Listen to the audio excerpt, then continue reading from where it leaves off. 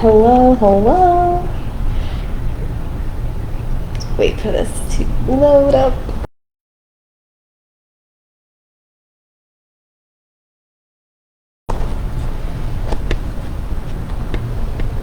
Alrighty then. Alright. We're going to finish the second part of Samson's story. This is probably what you're most familiar with. Maybe the first part not so much, but this is the part that's been retold more commonly. But before that, let's get into another quote by Sir John Benjamin. So it's not so much a quote as it is a poem. It's from 1906, and it's called My Fawney at Oxford. I did look it up because my handwriting, there's a lot of words I wasn't sure about with my penmanship, so I looked it up, so I will read it from here. It says, Pink May, double May, dead laburnum, shedding at Anglo-Jackson, an Anglo-Jackson shade, shall we ever, my staunch, my Fawney. Bicycle down to North Parade, cant on the handlebars, marks in the saddlebag, light touch on your shoulder blade. Okay. It really kind of piggybacks off the last poem. It's a love poem, okay? It's a love poem as you remember the last one. I have it stored away. Anyways, the other poem was a love poem. This is another love poem. So why are we getting love poems when we're talking about this brute of a person, right? As brutish and wild as we like to think of Samson, right? He was actually much of a romantic. He fell in a lot of love at a lot of different times. He was also a leader and a ruler of Israel for 20 years. So this takes place at the end of his leadership, of his rule, at the end of that 20-year period.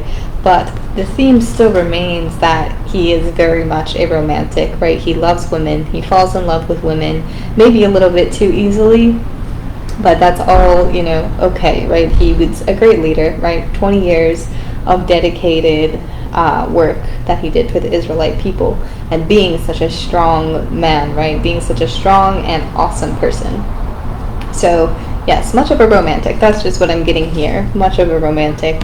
So let's go ahead and get into Delilah, right? Let's talk about Delilah. This section here, chapter 16 in Judges, actually starts out with Samson going into town and meeting a Philistine prostitute, right?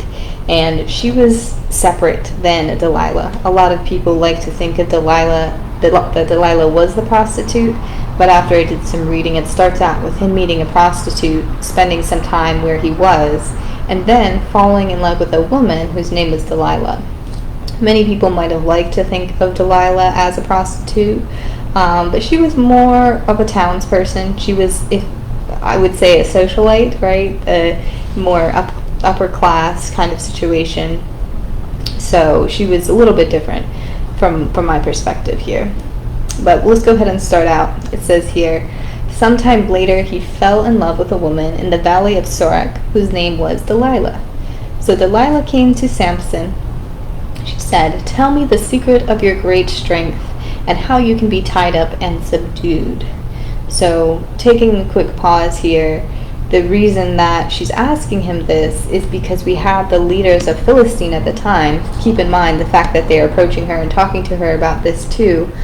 They offered her around 1,100, which is 1,100 shekels of silver per leader to Delilah. So that was quite a lot of silver, right? Think about 1,100 from each leader that approached her. Must have been like 4,000 or 5,000 shekels of silver at that time. Extreme amount of money, right? Extreme amount of money for one person to consume. So she was overtaken by that, right? She could have definitely done something with that money. So she threw love aside and is looking to really take him down, essentially.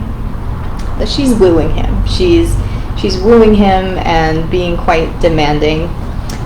Samson answered her the first time. If anyone ties me with 7 fresh bowstrings that have not been dried, I'll become as weak as any other man. So right now he's toying with her, right? He knows, I think, the situation. I think he's smart enough to realize that she's asking him for a purpose that is not so good, right? He knows that she's trying to take advantage of the situation. So he tricks her 1, 2, 3 different times. He tricks her 3 different times, tells her 3 different time-consuming and elaborate ways at which his strength can be subdued, and she gets extremely frustrated because for her, a lot of money is on the line, right? Love is out the window. And it says here, then she said to him, "How can you say I love you when you won't confide in me? This is the 3rd time you've made a fool of me and haven't told me the secret of your great strength." So he kind of brushed it off at first, but she kept persisting and kept nagging, right? And he was kind of entranced by her, right? He might have had some level of trust within her. So eventually he gave in and he just told her. And in his head, he probably knew rightfully that, the outcome would be bad, right? But he decided to just go ahead and give in with it anyway, right? It's whatever the purpose may be, let's just tell her, essentially. But yes, so he told her everything. He says, "No razor had ever been used on my head," he said, "because I have been a Nazarite, dedicated to God from my mother's womb.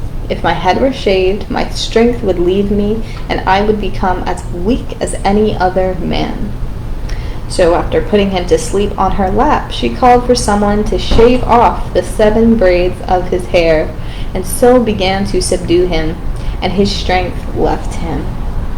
All right. So, sad part, right?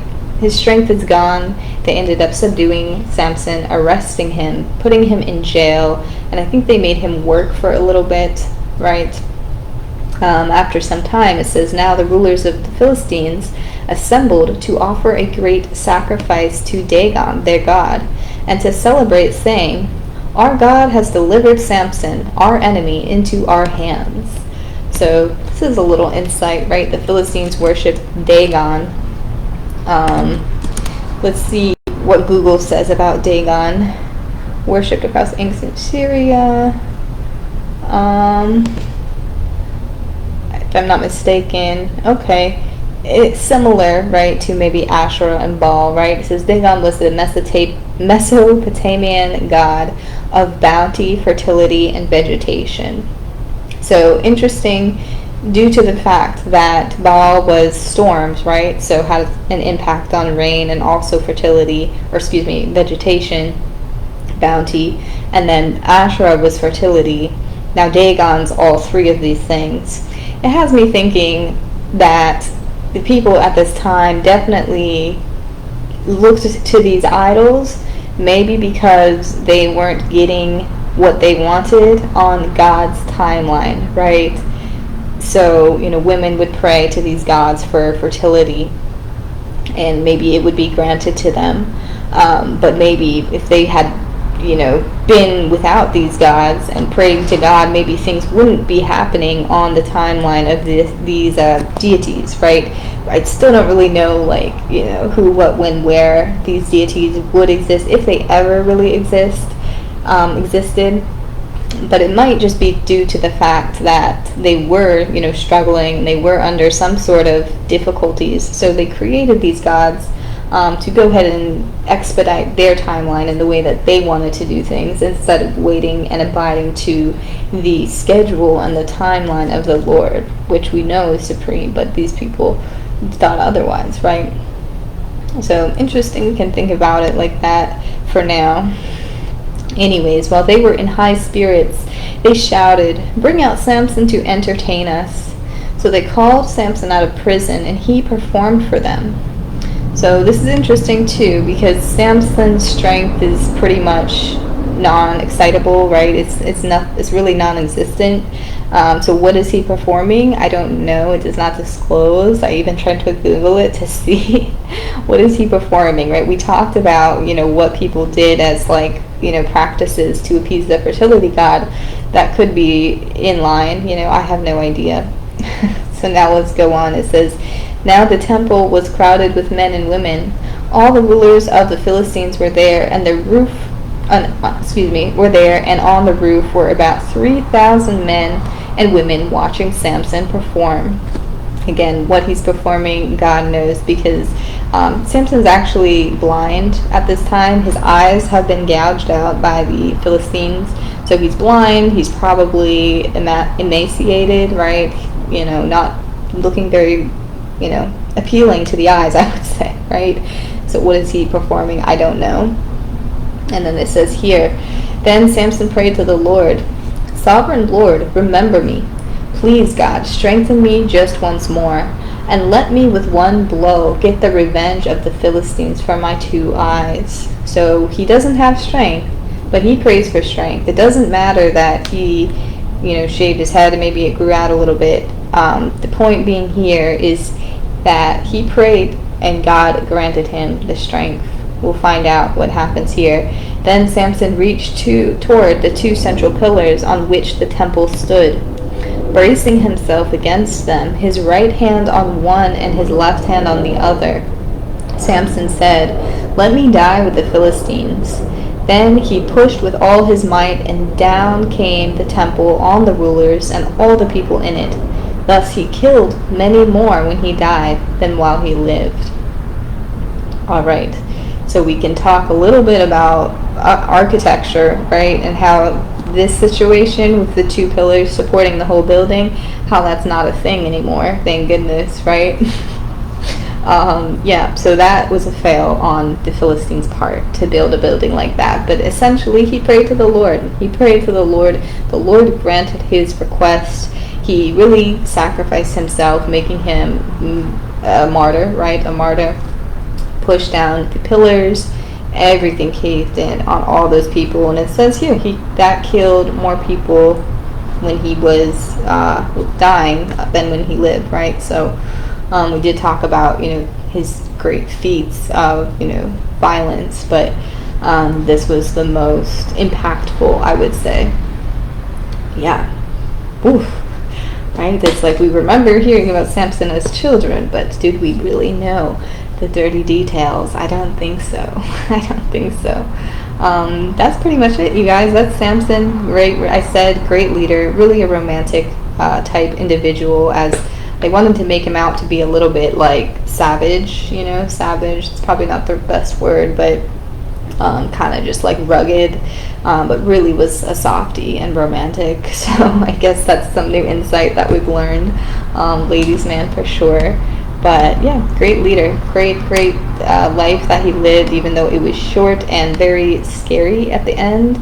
But hey, makes for a great story, you guys. Listen, I'm gonna go ahead and say goodbye. Probably do a little bit more transcription. I still haven't finished everything, but we're gonna go ahead and get through Judges. Okay? Appreciate you guys. Thanks for listening. Have a good one. Bye bye.